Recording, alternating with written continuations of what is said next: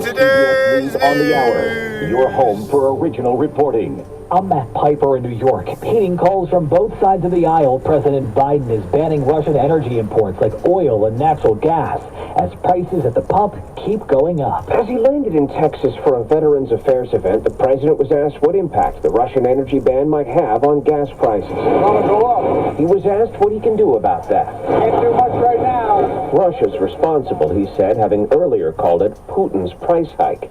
Aides say Mr. Biden will try to mitigate the impact by releasing oil from the Strategic Petroleum Reserve and by calling on other oil exporting countries and U.S. energy companies to increase their output.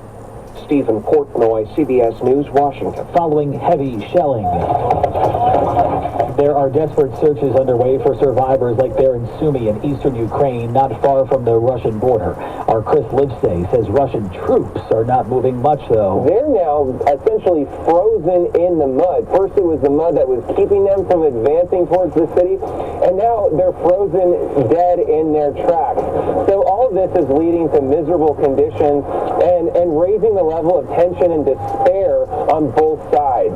Tomorrow marks 2 weeks since the beginning of the war, and Russia is promising a ceasefire in the morning. This is Steve Futterman at the Poland-Ukraine border. Partial ceasefires today were supposed to take place in 5 Ukraine cities.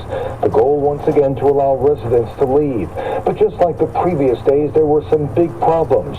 In the port city of Mariupol, the attacks never stopped, and the evacuations never took place. But in 2 cities, Sumy and Irpin, evacuations were able to occur.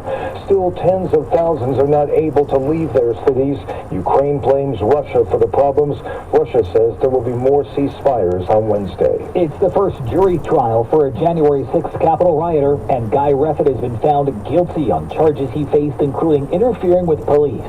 CBS's Scott McFarland says it comes as the leader of the Proud Boys, Enrique Tarrio, was arrested today in Florida. He was in custody January 6, 2021 in a separate case, but the prosecutors today said Tarrio was nevertheless part of advanced planning and directing and encouraging the Proud Boys that day. The Florida Senate passes the Parental Rights in Education bill, known by critics as the Don't Say Gay bill.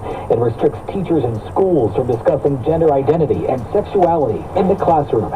Democrat state lawmaker Chevron Jones. To those who think you can legislate gay people away, I'm sorry, you cannot. The Dow lost 185. The Nasdaq was down 35. S&P losing 30.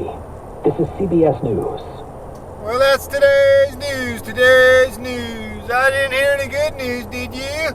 I didn't think so. I guess it's all about perspective. The glass is half full. Well, as always, I want to thank you again for coming along with me on these Dashcam News adventures. You know the drill. Peace, love, and all that himmy jazz. Bye-bye, everybody.